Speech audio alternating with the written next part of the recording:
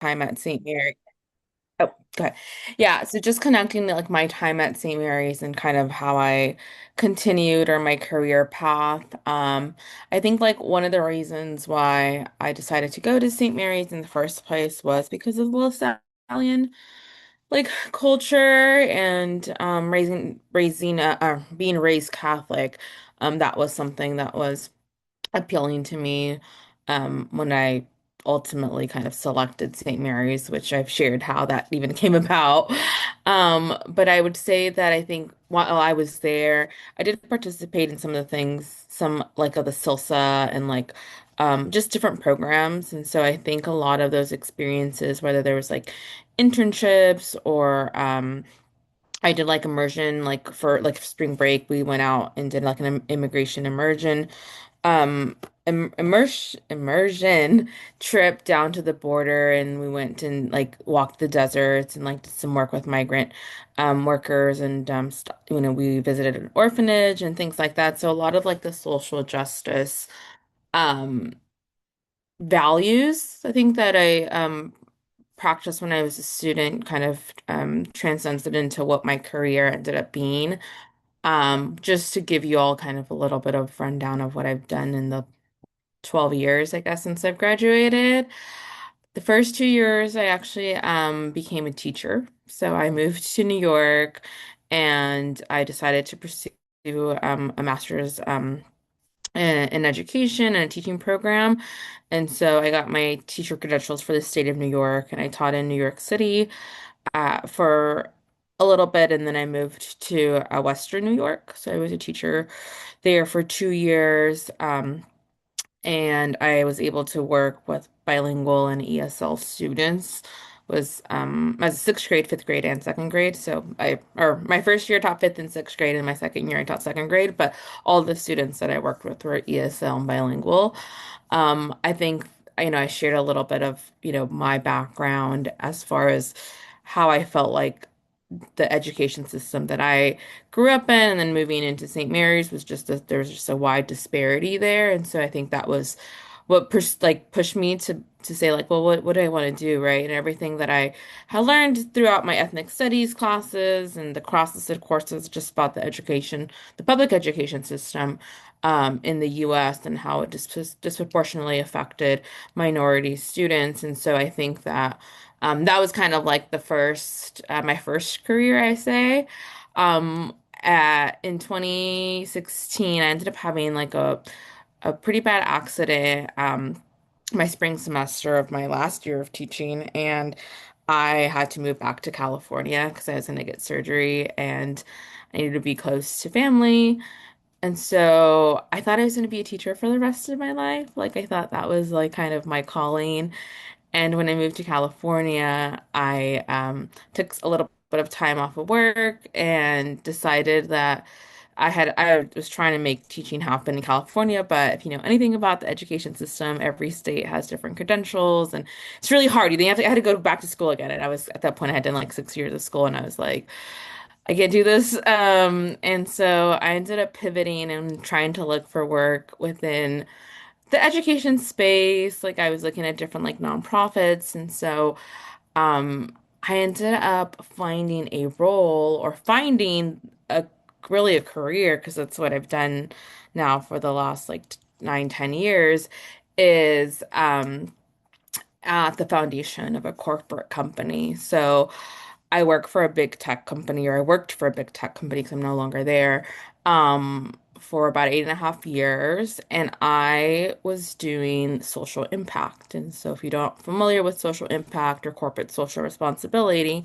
what it is essentially companies make commitments to giving back to communities through grants or scholarships or programs that benefit the communities that they um, live and work in. And so I was responsible for leading our education work at for Salesforce. And so I spent maybe like the first 5 years of my time there really leading like employee impact initiatives driving employees to go to schools and adopt them, hosting like a middle school and high school students in our buildings as kind of like field trips and like tech tours, teaching them running coding camps. And so I learned like 3D printing and robotics and all these like cool things to teach youth. And then I would run programs essentially for our employees to get involved, whether it was our schools, in the Bay Area, it was primarily San Francisco and Oakland school districts, but really I was running global programs. So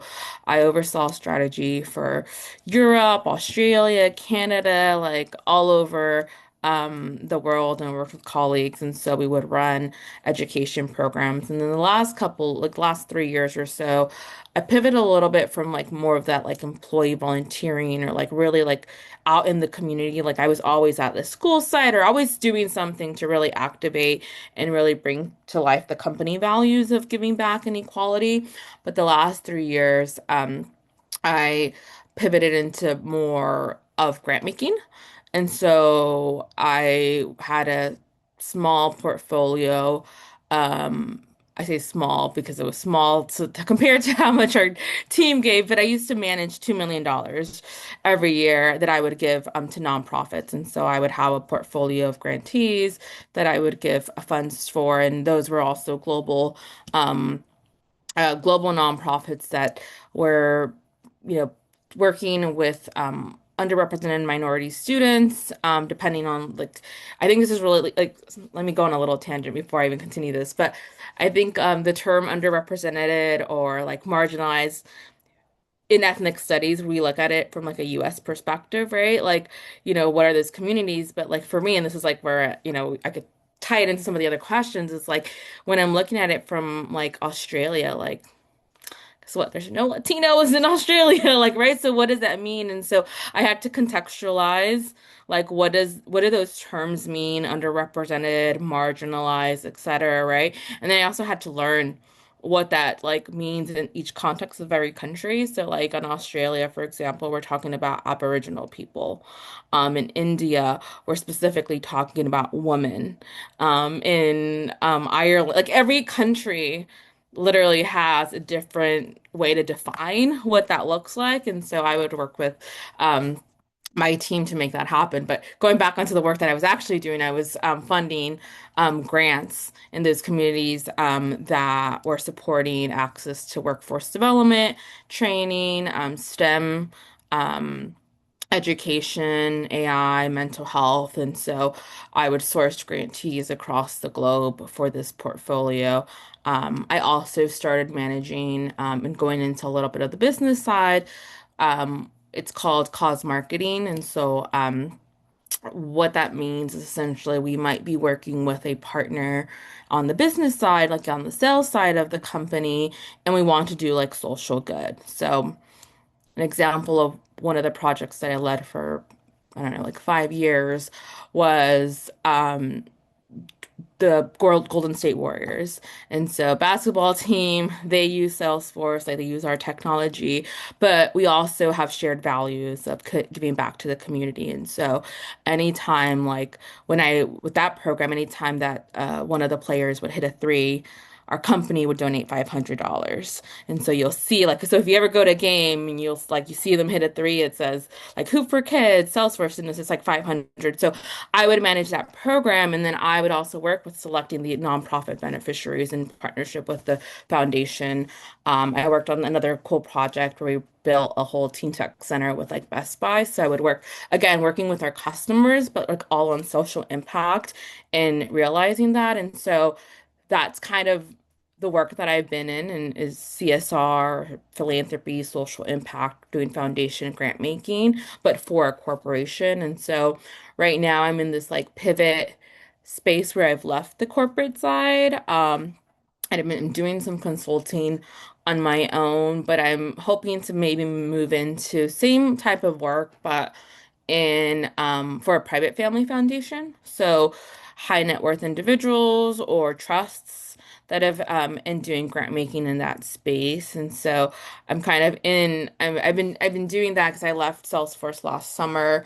I became a full-time caretaker and took over our family business. My dad got sick, and so I had to move back and take care of him. And so right now I'm kind of barely trying to get out of that and do some work there. But I think like, to kind of really answer the question is I think how did my time there? I think it really set me up with some of the values that I still live out in the work that I do today and making sure that I'm always thinking about social equity and social justice at the forefront of a lot of the work that I do. And I think that, outside of like these paid kind of jobs or things, like it's something that I've committed to doing um, outside of that. Like I've sat on many boards of different organizations or many advisory boards.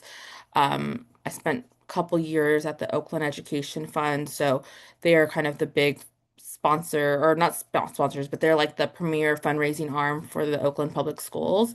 And so I would manage, uh, or not manage, but I would support a lot of the initiatives that they did to drive funds to Oakland schools. I've sat on a board for Life Goes On Foundation, which is an organization that's helping solve or helping prevent senseless gun violence by conflict resolution with youth. And so I did a lot of work with their teen leadership um, uh, program. I've also, I mean, I think I've been a volunteer with the Hidden Genius Project, which is an organization based in Oakland, but serves across 9 cities in the US that trains and mentors Black male youth in entrepreneurship and technology.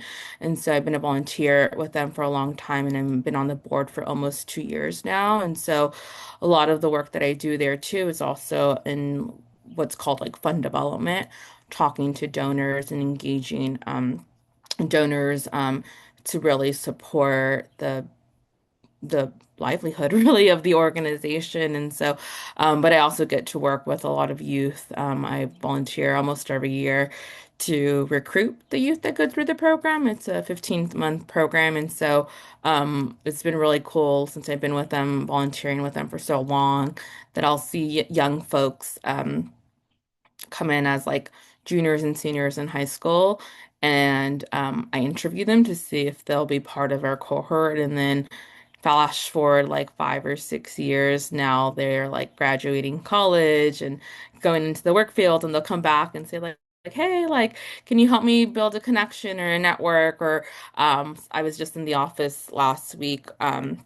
Doing a tour of one of the spaces that they have at the nonprofit, and I saw somebody that I worked with in 2020 when they were like, I think a freshman in college, and now he's working full time for the organization and moving to Detroit to do some training. And so it's really cool to like, I think even if I'm not doing that full time as a job, like I'm still doing that as from a volunteer perspective. And I think it's something that from my time at St. Mary's, I always recall there was opportunities to like give back. And I think like I think that I can credit a lot of that, um, I guess really like values to my time at St. Mary's and what was like instilled as a student there. Um, I mean, I remember taking 2 times I studied abroad, and both of them were like service related. And so, and so I was able to like volunteer when I was in Mexico, et cetera. So I think a lot of that really just like resonated with me. I think that kind of going into that second question of like, do I feel like it prepared me for life after college, like professionally or socially? I certainly do. I think that despite all that was St. Mary's and all that I went through, I think that the level of attention and intentionality that I had with the professors that I um, was fortunate to learn from, and the peers that I had really like helped me just one, not only like expand like what I know, but like think about things in different ways. I think that socially, um St. Mary's is a great university. And I think like when people they're like, oh, you went to St. Mary's, like a lot of people are like, I've never heard of it, but like if they do, it's it is a very prestigious university. I think um and like I mentioned to you all last time, like I still talk to my professors. Like I still go over for Memorial Day barbecues or, posadas at Profe's house. So we go meet up in December. Or I still connect with a lot of the professors that I had, and a lot of the friends that I've made are lifelong friends. And so I still hang out with them. And even if we're not in the same city or state, or some have moved away to a different country, like just having that connection with them is, I think, something that I can certainly credit for St. Mary's and the environment that existed when I was at St. Mary's. So not just like the school itself, but really having to build strong relationships with people when I was a student that have now carried on, as an alumni. So yeah, I think it definitely would have prepared me. Um,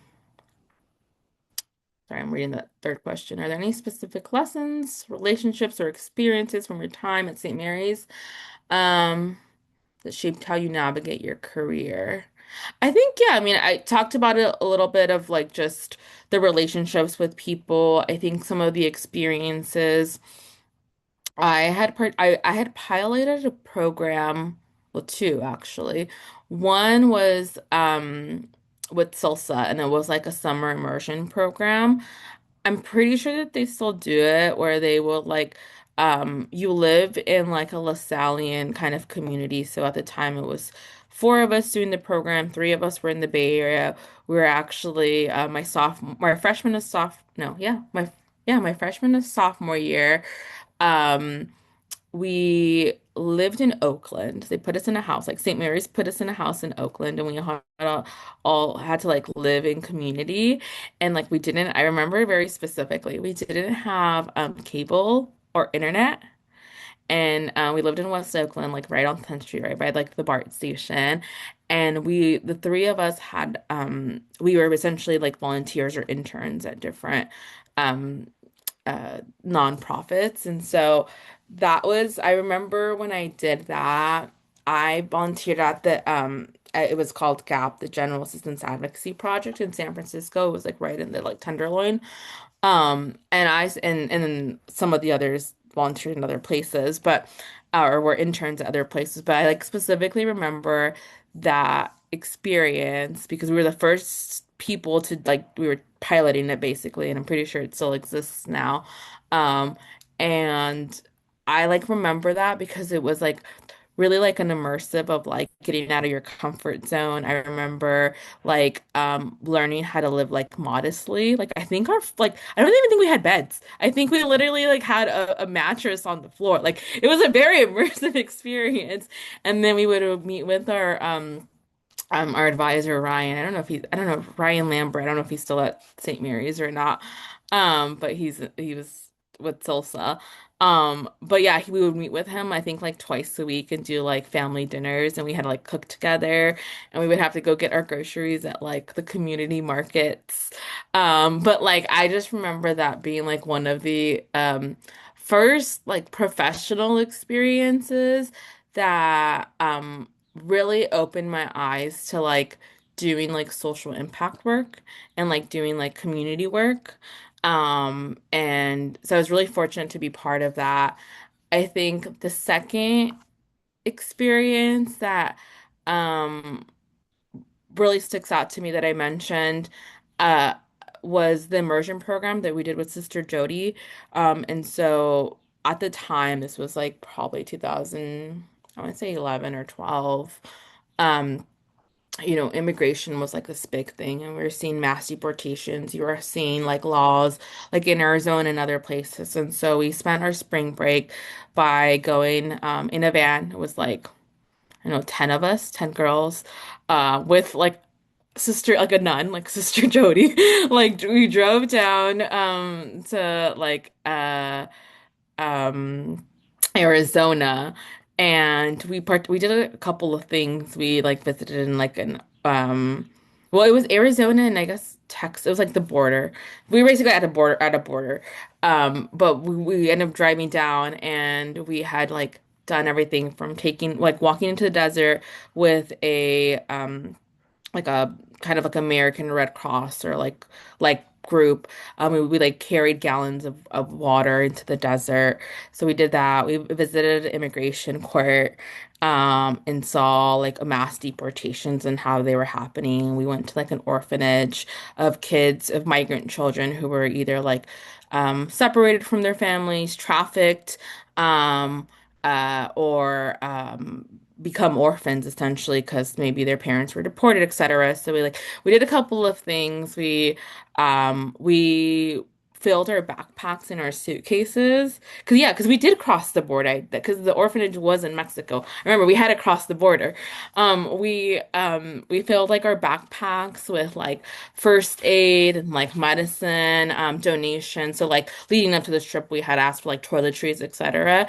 And like we walked, I think, across the border like 3 times to give it to migrant families. And so that also like really like I think influenced my perspective on immigration, also coming from an immigrant family. I think it was, and my mom crossed that exact same border, 25, 30 years prior. So like that was something that was like super special to me. But yeah, I think that experience like really sticks out as like again, just like living out our Lasallian values, like helping communities in need. And I think that the last one that really like stuck with me, or it's like two in one, but I did study abroad in Mexico. And people are like, well, why'd you go to Mexico if you've gone to Mexico a million times?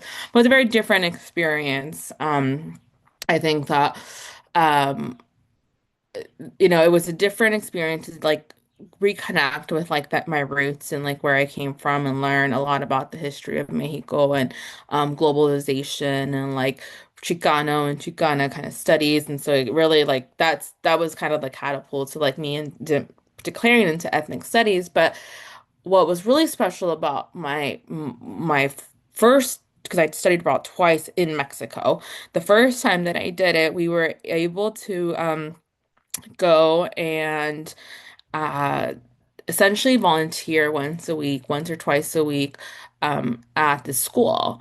And the school that we volunteered at was at like the bottom of like a river bank, and it really wasn't a school. It was just kind of this house that the community had put together, and it was just like 2 bedrooms, three bedrooms with like the living room, right? So it's 3 classrooms. And the school specifically was for indigenous students. So students that were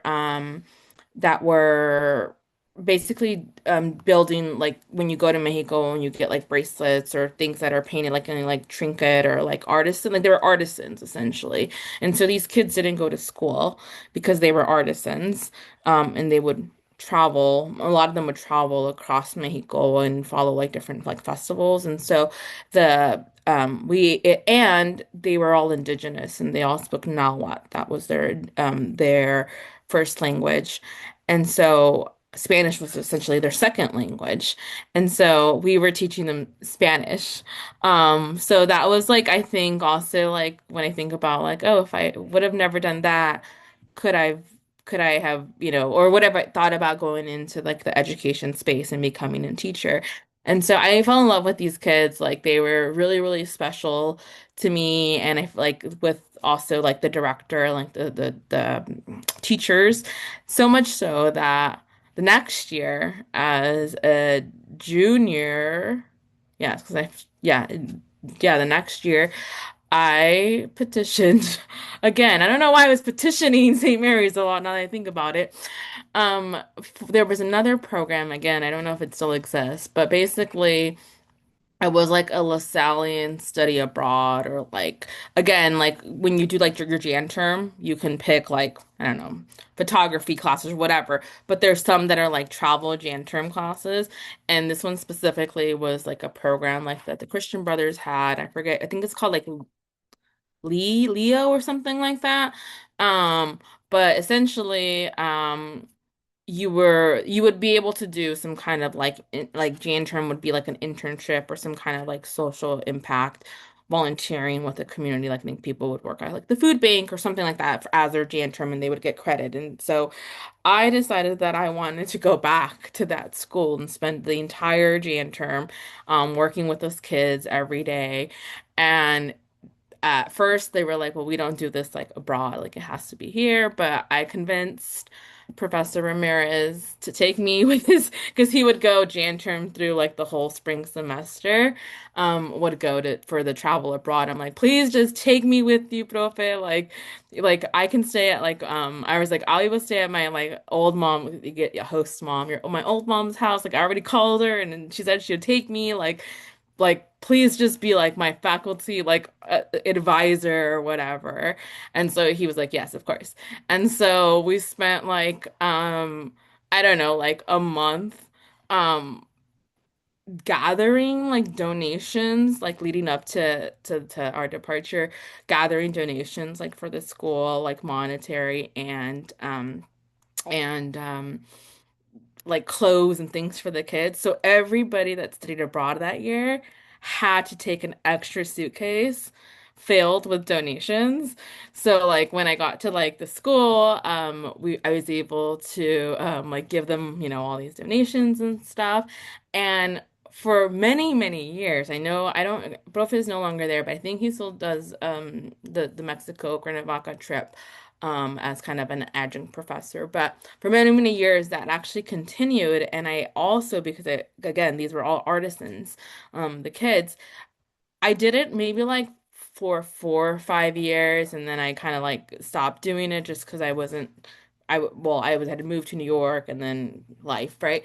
But I would actually bring necklaces. Like beaded, like Shakira kind of style beaded necklaces that and I would sell them in the US and then I would send them the kids back the money and or the school. So every time that they would go back for like Jan term or whatever, like whoever the I would like there were I think I met with 2 or 3 cohorts of people that did that same kind of internship thing in Mexico with Profe, but all of his students, they would then be able to like go back and like take him things. And then every time he would bring students, he'd be like, oh, Brenda, I have more necklaces for you. So then I would just sell them in the US. So I had this like, I don't know, this like knockoff fair trade market, if you will, going on for a while. So yeah, I think like those some of those moments I think like really like still live with me because I know for a fact like I know like the salsa immersion program I'm I hope it still exists, but it went on for many, many years, right?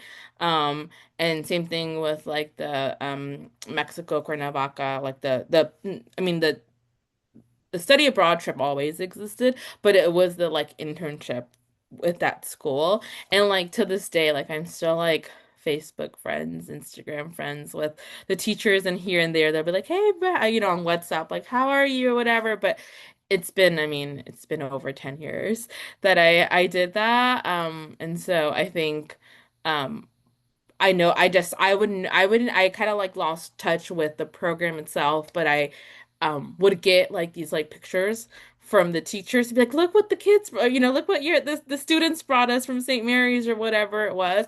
So just knowing that like I kind of like helped get that going and hopefully it existed for many years and like affected so many of their lives, but like I still have like in my box of I call I like a treasure chest of like things that I collect when I travel. I still have a lot of the like little like things that the kids would make me, whether it was bracelets or I have like a little piggy bank that was like hand painted by like a 6-year-old, and it's like it's amazing work. But people go to Mexico and you buy this stuff when you go there, but the kids make it, and so it was just really cool to kind of still have those memories and still like I remember like there's certain kids that like I still remember their names and like they're probably like I don't know teenagers and just probably have families of their own now, but like I literally still remember them to this day. So I would say like those experiences like really I think shaped like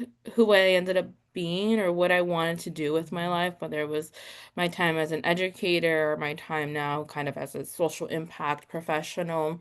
I think a lot of that was really shaped by those experiences when I was a student at St. Mary's.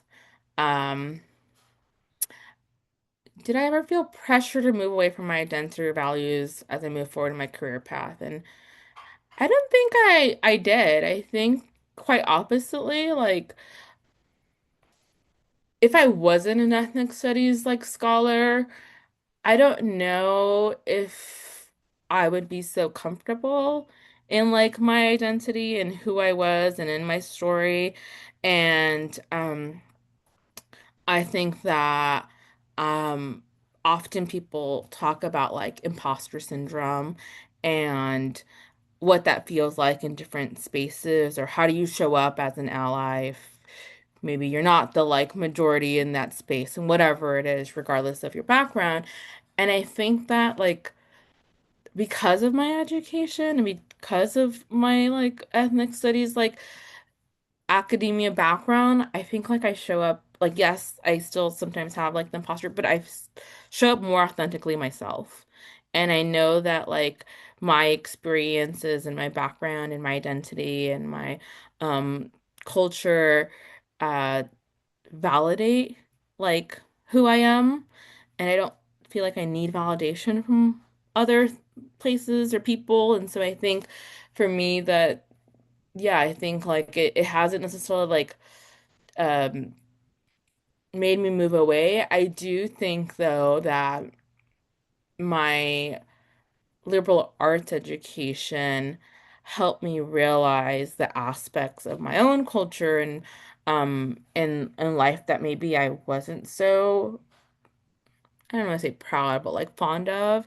And so, I was raised Catholic and went to Catholic school on the weekends, and we went to church and stuff. And I went to Catholic university. And when I did graduate work, I also I went to Jesuit school. And so, I think religion for me is something that I was raised in, but it's not something that I actively practice now.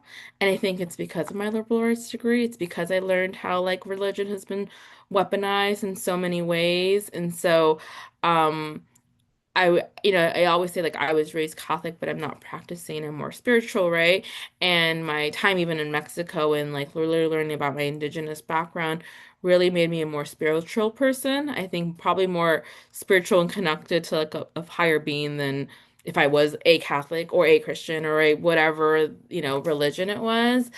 I think there's a lot of things that I had to push my own family on like either like whether it's like my own boundary setting or just like pushing my parents to think about things in a different way, but from like a ethnic studies or sociology lens versus just like this is just how we do it because this is our culture and this is how it's always been done. So I think like I don't necessarily think it's like made me like how to say it? I don't feel like I have had the pressure to move away from my identity. I think it's just made me like question a lot of things and see like there is a different way. And so I think that still holds true.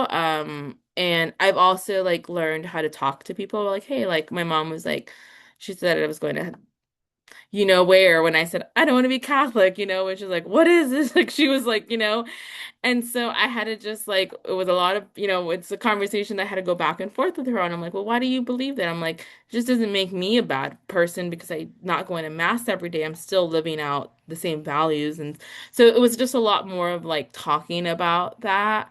Um, I was like, I'm not like not to get too like religious, but I'm not like a worship devil or I'm not atheist. I just don't like, I'm not going to church every day and sitting, in pew. Like, that's just not what I'm doing.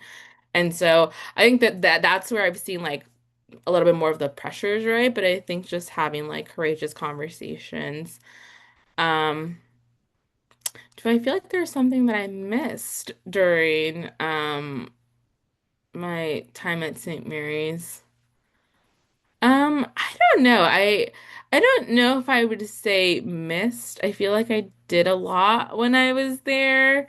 Um, but yeah, with that being said, though, I don't necessarily feel like I am, how do I like? I think some people graduate college and like they're like a Gale for life. Like they are at all the games and they're like going to like I've never gone to any of like the alumni reunions or whatever. Like I don't know, I think broadly St. Mary's and like maybe like the other 500 people that I graduated with, like I talked to like a very small subset of them. So I don't think like I have the like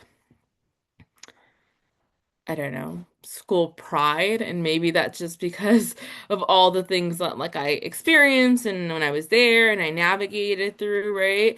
But it doesn't take away that like I still like am thankful that I went to that school and that I had, connected with the people that I did connect with and built the communities that I still have today, whether my professors or friends. So yeah, I don't know if I like missed anything, maybe like couple extra basketball games because I really like basketball.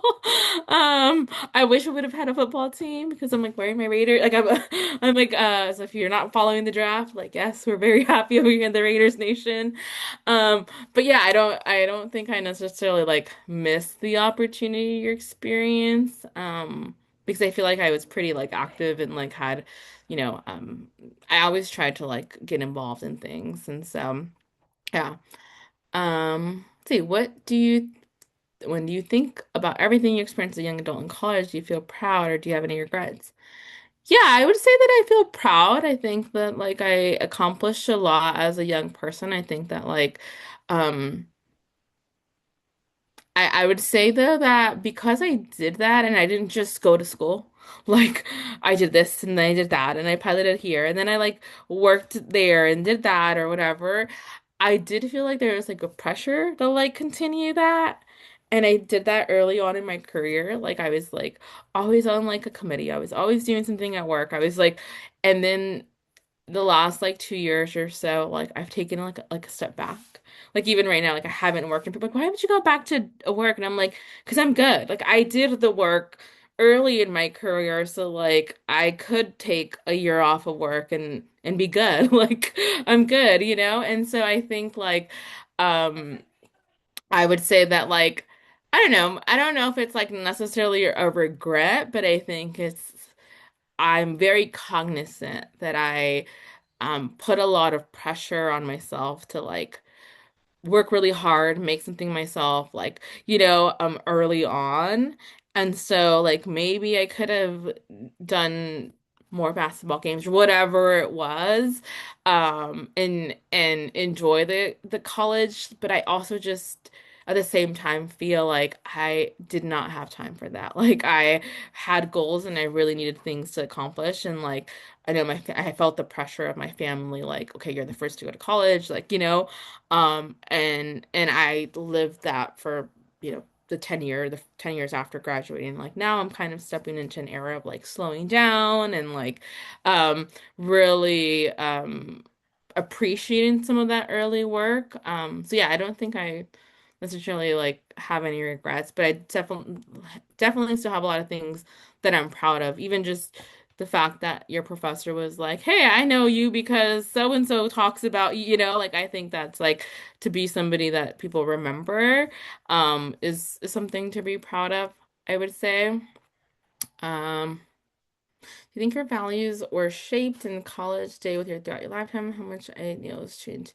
Yeah, I definitely think that the values were that were shaped in college have and should and will kind of live out because I think that when I think about high school to like college transition, I'm like I didn't know what I didn't know. Like I didn't know like, how vastly the world was different from just, the community that I lived in for the first 18 years of my life, right? And then you go to a school that um even though it was in the Bay Area, it felt so far away from like what the Bay Area was, right? Like once you got off the freeway and you go up the little hill for 10 minutes, like you're in like your own world, right?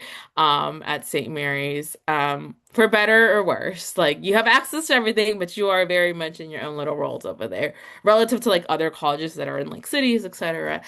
And I would say that I think that I learned how to be a good person. I learned how to be like a serviceable person, like somebody that was always there, like and was always ready to take the leadership roles, or et cetera. And I think that those things have like just stayed with me, right?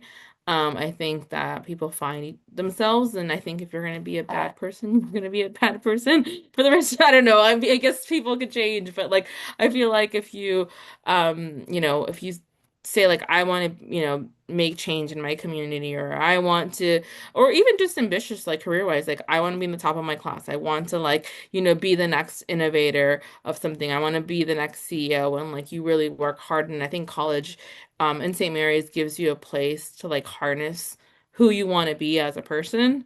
And I think the support is there to do that, and going in out of that kind of 4 years, and your time at the college, or even if if you're only there for 2 years, if you're a transfer or whatever, I think you leave with enough of a network, enough of like education, enough of a like experience, and then like be able to do that, um, whatever path it is. So yeah, I definitely think it shapes you.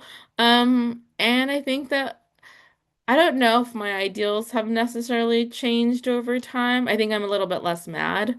If I you guys recall from last session, I like left there and I was like mad. I think like I've learned to maybe not like harness that like anger or that like resentment into like positive things, and like again just be the change you want to see. So yeah, I would say if anything, I'm less mad. Um what advice would I give to today, making for students today making the most of their education and preparing for life after college? I would say don't just be a student. Don't just go to your classes and do like the fun stuff, like do an internship, do an extension project, you know, go to one of the like clubs, even if it doesn't maybe like fit your affinity or exactly who you are. Like, be curious. I think you can learn a lot from people that don't have the same background as you, aren't the same, ethnicity or race or gender or politically aligned. Like, I think like being curious would be like my biggest advice, and like being like unafraid to have like courageous conversations. And if you don't know something, like be open to like learn it, right? Not just assume that someone's going to teach it to you, right? Like do the work. And I think that um I would say like that's what I would say. Like I think I don't know how it was for other students. Like I can only speak for myself. Like when I was a student, I had to hustle. I had to work at the career center. I had to like babysit after, I would babysit from 5 a.m. to 7 a.m. I would go to school. I would go to my classes. In between that, I work at the career center. I would go back and I would go babysit, and then I would still do like a weekend job. Like I had to do a lot of things, but it never stopped me from being like the president of Hermandad. It never stopped me from doing an internship over the summer. It never stopped me. And so, from going to check out the basketball games on Fridays or whatever, like, yes, there was compromises that had to be made, but I think that that like hustle that I had, and that like willingness to just by any means, like I think is like something that I carry on to today. So if I have younger like cousins who went to college, and like they're really struggling to like find a job. Paris, um, they're really, and they've graduated 2, 3 years ago, and from college. And I'm like, well, what did you do? Like, they have no experience, no leadership, no sports, no nothing.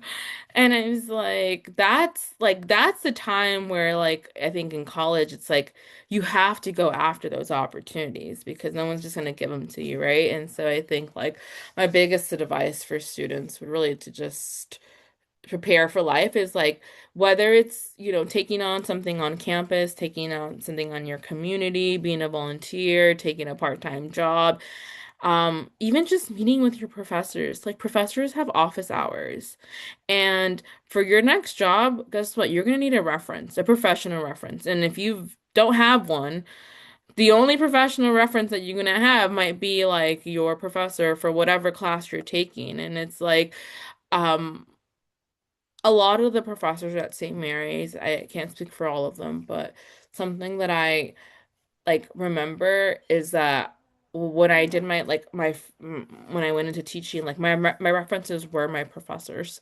Like I had professors, and it was because I'd go to their office hours, and like even if it wasn't about, I don't know, like it's not like I needed help with the assignment. I mean, sometimes I did. Sometimes I really did need help, and I would use that time. But sometimes I was just curious to learn more. Maybe a professor had said like, "Hey, they worked, I don't know." I'll use you, Oliver, as a example because you're kind of more in the like a business side of it. Like maybe they worked for a Fortune 500, they were founder, one of the founders of Google. I don't know, making that up, right? And now they're teaching at St. Mary's because the professors there are they all have to do something, right? They take sabbaticals to go work on like projects and study and learn more about their field of study, sometimes in other countries, right? So it's like, hey, like Professor so and so, like, when you thought of starting whatever Google, like how did that come about, right? Whatever it is, and just again, it goes back to like being like curious, right? Um, I talk about Professor Santiago Mirna. She's like a scholar across the globe and like a renowned, like a lot of the professors at St. Mary's, and that's why I say like the quality of education there is like you're not just getting like fresh graduates that are now like want to be professors, like there's so much wealth of experience there that like or even it's professor that you don't know but like people have talked about a lot, right? That you can say like, hey, I've never taken a class by you, but like is there any book that you would recommend or anything that that I can like learn from you, right? And I think a lot of the professors there at St. Mary's, because it's a small school and because they know you by the name, you're not just like a number, or you're not just like passed on to like a TA, or like a like in some of the other colleges where it's like you're in a class of like 500, like they actually know you, they actually and they can be like that connector and that network.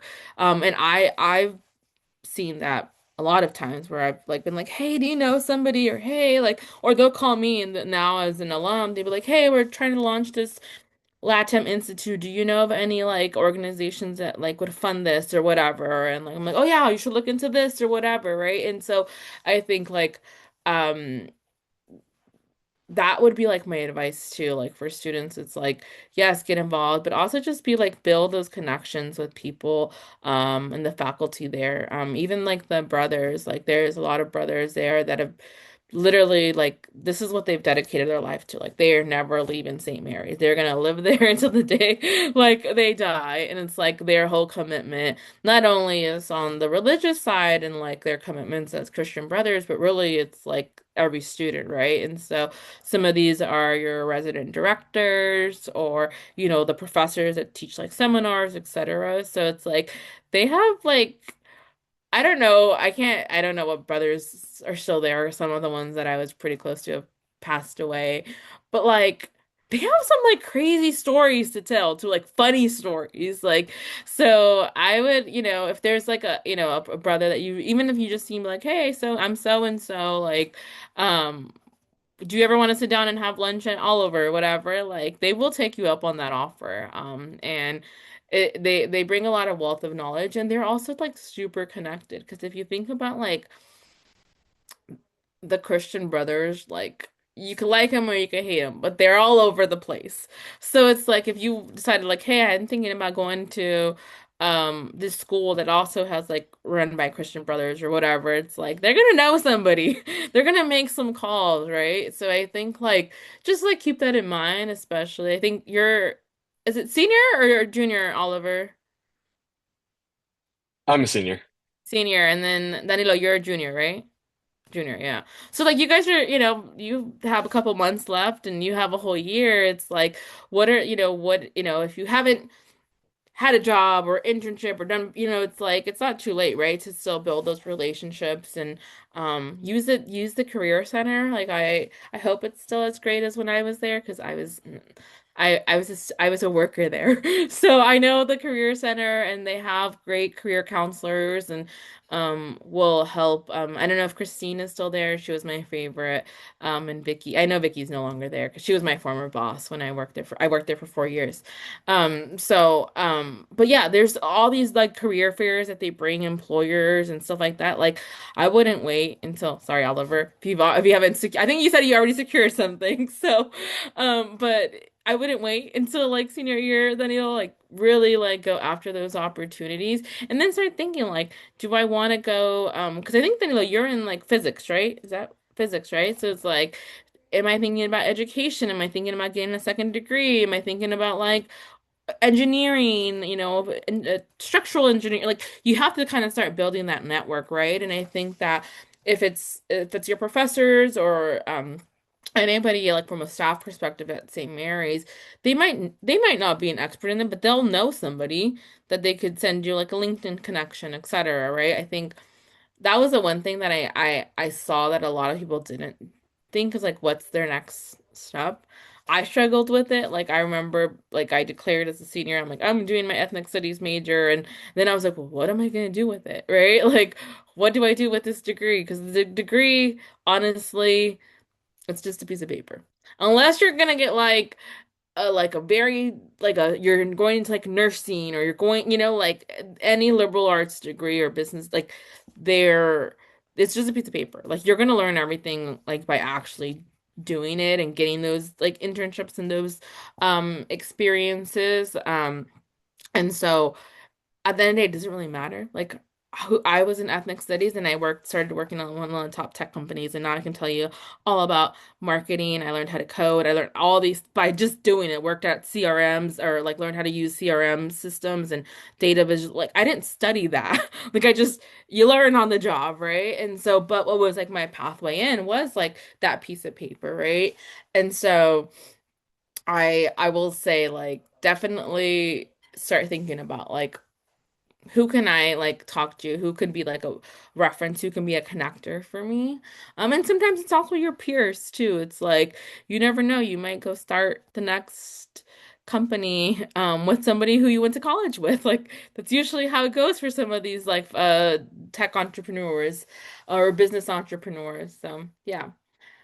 Last question. What advice would you have for a younger generation interested in creating more institutions and advocating for positive change in these times? I would say just don't be afraid. Like, don't be afraid to speak up when there's something wrong. Like, one of my biggest pet peeves is when people like, if something, I'm talking about like in the corporate space, if something is said publicly. It should be like addressed publicly to an extent, right? And it's like not okay to like talk all about it, but not to actually bring it to surface. And so if you've been in a time or in a space or a friend or a family member has said something that like maybe is just a little off, right? Um, well, whatever that means to you, right? It's like okay to have like that conversation and say like, hey, like it doesn't have to be a confrontation. I think in these times, especially like with like politically, people just feel like you can't say anything or you're gonna get canceled, or you can't say something without it turning into a fight. And like, it really doesn't have to be like that. It really has to be like people being willing to be courageous and say like, hey, like actually, like, what if we just stop saying like that's so gay for everything. Like, like that really affects people. And then maybe it doesn't affect you, it doesn't affect me, but it affects people, right? And so like being able to like know like what's right and and I think like I hope this class has helped you guys really learn, how to like, be an ally really and show up even if it doesn't affect you. And I think like also knowing like by not saying something, you're also just complicit in the behavior or in the like, and so I think like if I were to tell somebody or from a younger generation, like in like learning more about how to advocate it, it just starts with like the people in your network. It starts with your friends, it starts with your family.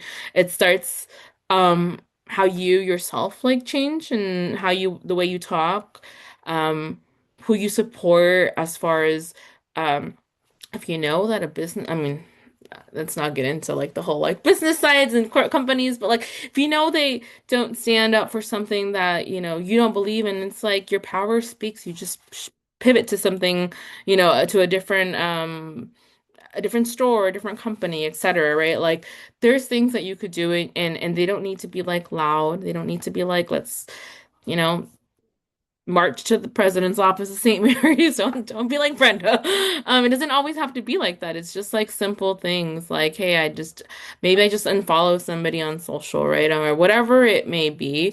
And then sometimes it does have to be loud when people are like being directly um uh affected and victimized. I think that it's everyone's responsibility to say something and do something about it. And so and also give yourself grace because you can't always do that. Like that's something I had to learn. Like you can't always like you can't save everyone. You can't do everything right. And so like give yourself grace to know like, hey, like that wasn't okay and I need to like put myself first right now and I will address it when I'm ready or like find a way to support, right? In a different way. And so I think like that has that's something that I kind of like live by. Like I can't otherwise I'm just gonna be mad. I'm gonna be mad again, right? And so you have to like find your own peace. But I think like, when it comes to like institutions and advocating for positive change, particularly in these times, I think like everybody can do something, but just simply the people, like the people that are most close to you.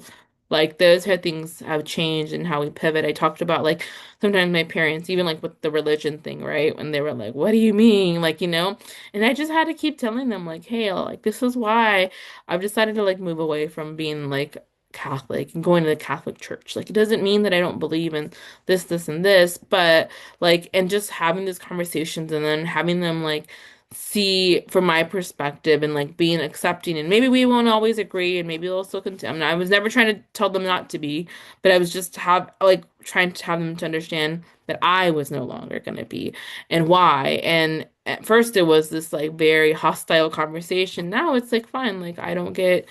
I think I told you guys I moved in with my parents last year to take care of my dad. I don't get harassed now as to why I don't go to church on Sunday with them. Like, but it took a long time for us for me to like, because I was questioning like what they believed in, and I was like, well, it's not about what you, it's just this is how I've learned it, right? And so. There was a lot of things like gender norms, like at home.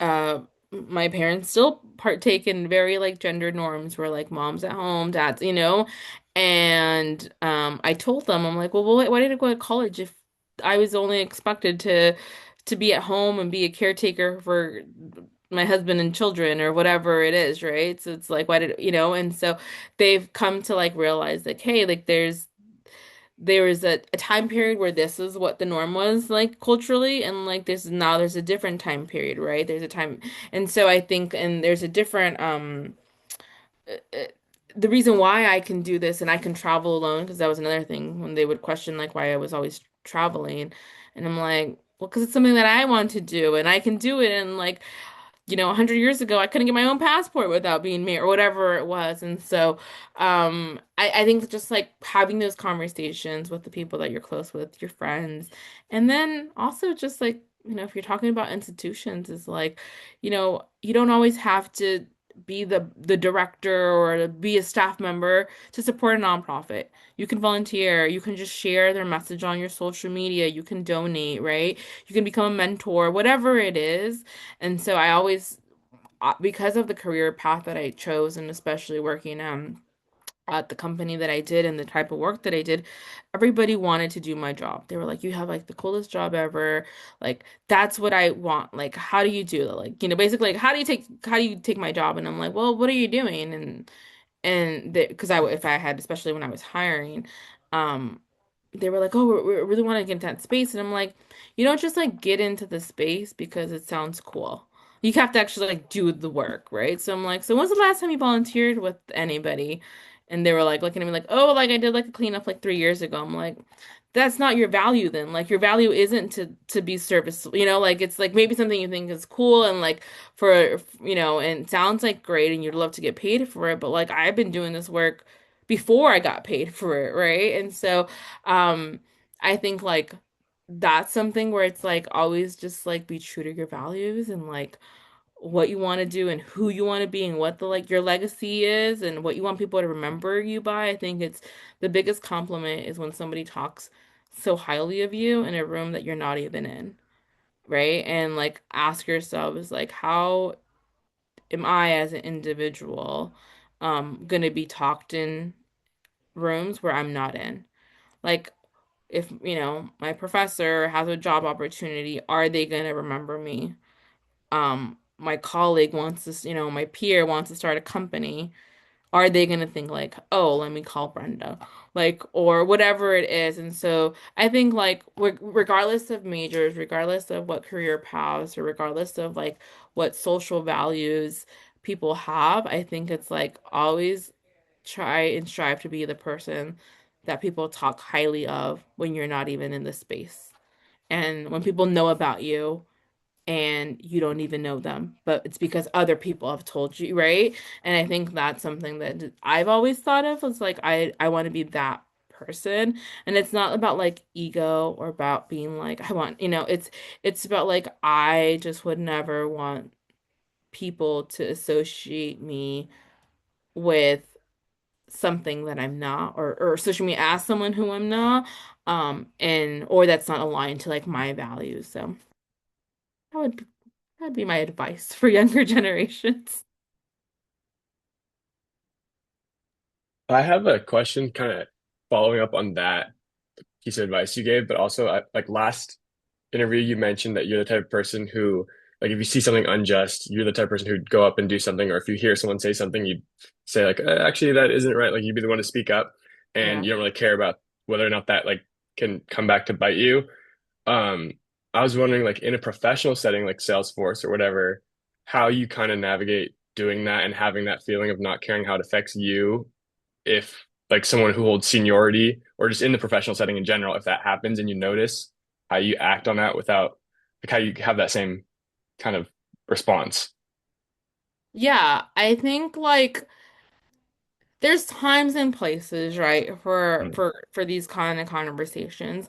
But I think ultimately, like once you get to a place where you're like comfortable and you know what's right and like you know your work and like I think initially like maybe I wasn't as bold, right? But eventually there was a point where I was like comfortable. I knew that like if I was not I felt if there was something that was being done that I wasn't aligned with, I knew that I could go up to my management and say like, "Hey, this is like completely like the wrong direction and this is why." And I also was never prepared. I didn't ever just say like, no, we're not going to do that.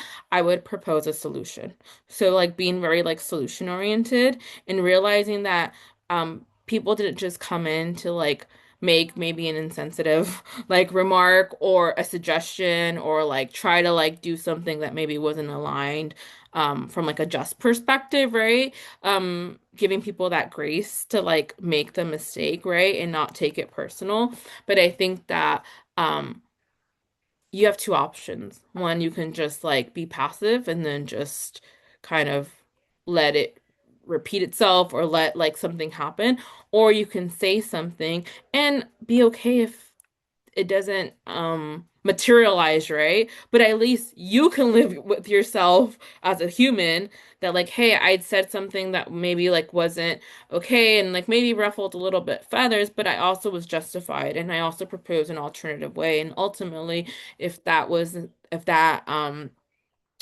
uh feedback wasn't like received or decided like, hey, like maybe like, or maybe I was overreacting or whatever it was, like at least I as a person can say like I'm okay and maybe this wasn't my first choice or this is the way I would have handled it, but like I also have to contextualize like I'm in a team and like we also like that was actually really hard. So I appreciate this question because it was really hard to try to do like the right thing.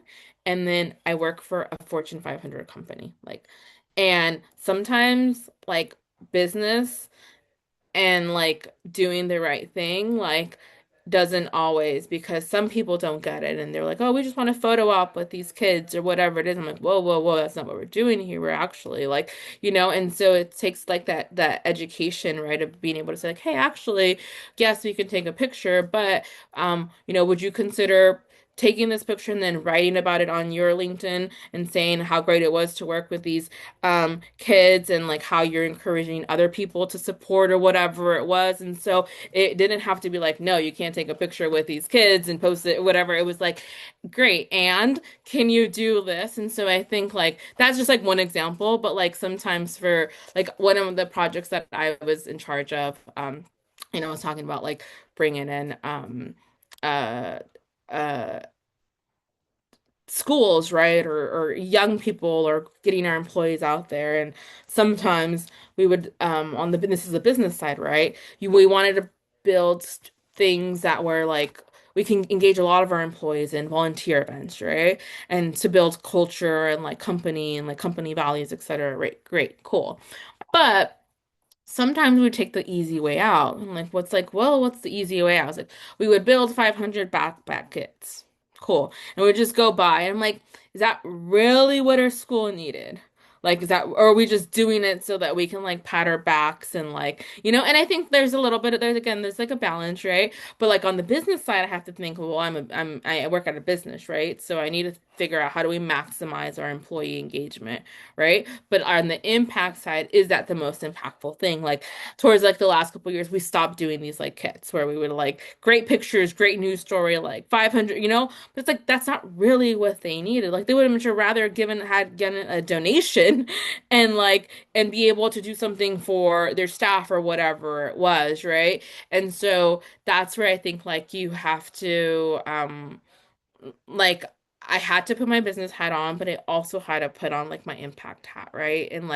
And also just like learn how to do compromises and learn that like whenever I brought, for example, a group of there was sometimes we would bring students um who were I'll say it this way and then I'm going to say it the way that I say it now, who were in juvenile hall. They were in juvie, right?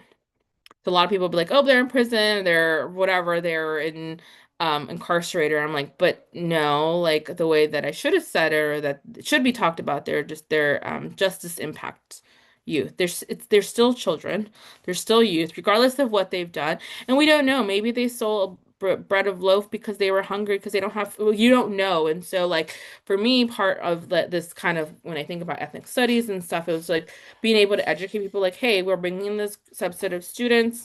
These are the ways that we talk about, their circumstance, or we don't talk about their circumstance. They're coming to learn about coding, etc., whatever it was. And so being able to like frame how we address people or how we talk about it to like our employees. And it also was a learning opportunity for them to be like, oh, I didn't great, like, and then we can go about our day volunteering and like teaching them about 3D printing or whatever it was, right? So sometimes it was just something as simple as sending an email like, hey, like, this is the situation. You guys don't talk about, their personal case, whatever. Like, that is not your business, like, your business here.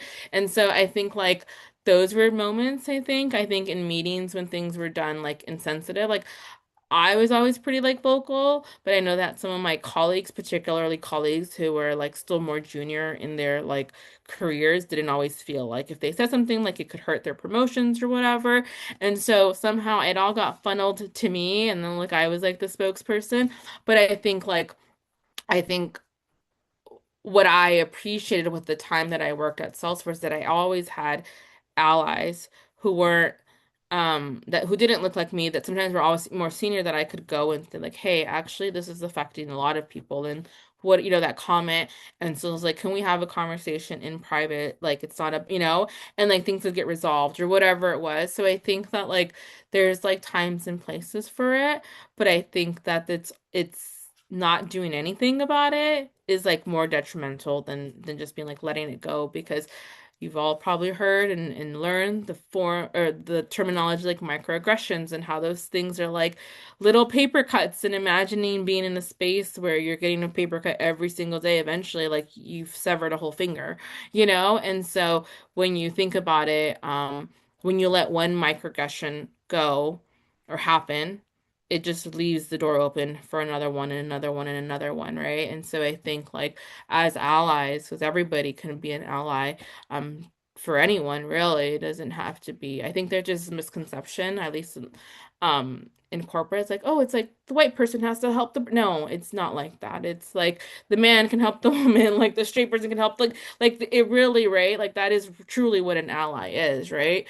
And I think that when you see something, you say something, right? Or you do something, or at very bare minimum, you go, "Hey, Brenda, like, that comment felt insensitive. I just wanted to check in with you. Are you good? Can I help in any way?" Right? And then you hear from Brenda, and Brenda's like, "Thank you so much. Like, I'm gonna talk to whoever, but I appreciate you just checking in, right?" And so I think those conversations go a long ways, especially in a corporate space. Thank you. I don't know. Do you know if you have any follow-up or anything? If not, Um, to be honest, not really anything that I could think of right now, but um, yeah, nothing right now.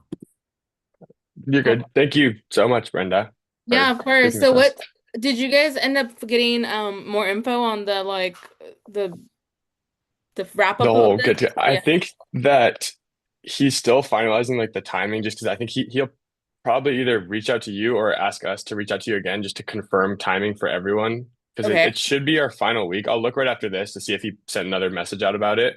Yeah, yeah. But yeah, hopefully you'll be able to make it. Well, I'm pretty sure it's the Thursday of finals week, so that would be the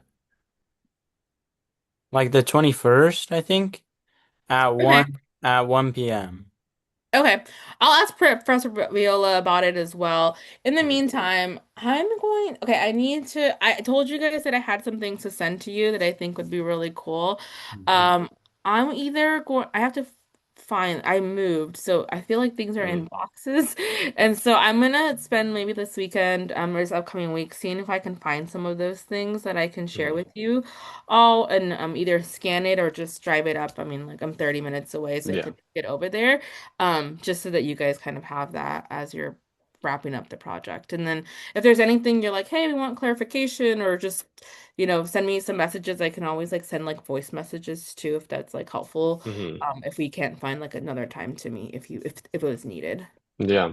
I was thinking one thing that I think we talked about in our first interview that would be really powerful for the website. If you mentioned the story about when your family was having a party and then the police came and that Mm-hmm. was caught on video, I believe that's what Yeah. you were saying. If you had that, I think that would be really amazing just to show everyone. Yeah, for sure. I can look it up. I don't know if we still Yeah. I know we No. had the video, but I know that we have the disc. So hmm yeah, I'll look that up for sure. Thank you. Yeah.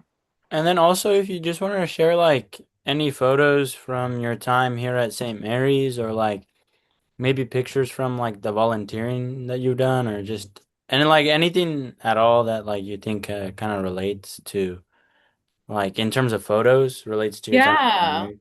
Because you're gonna find this super funny. So one of the boxes that I did open, I'm like reaching over it, is this. This is like one of the first like this thing is like 10 pounds. It is heavy.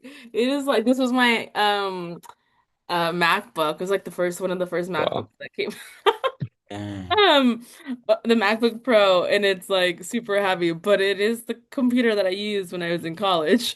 Wow. So I know that inside of here is a bunch of like stuff and pictures. But I just found it, and I found the charger because I was thinking of you all like last week actually. I was like, oh, I need to send him, and I need to send them like some pictures of like I'm sure I have pictures of some of the student movements, and I Mhm. was trying to figure out. So it's in here, so I just need to open it and hopefully I can remember the password. But I did charge it, so it's on my like to do this like these next couple of days is to send over some things and some pictures. So I'll definitely put that on my to do. Perfect. Awesome. All Well, right. let me know if you all need anything else from me in the meantime, but really looking forward to the outcome of this. Yeah. Thank Perfect. you so much for being with us these Yeah, times. Yeah. thank you so much. Of course. Have a good one. Bye, y'all. You Thank you. too. Bye bye.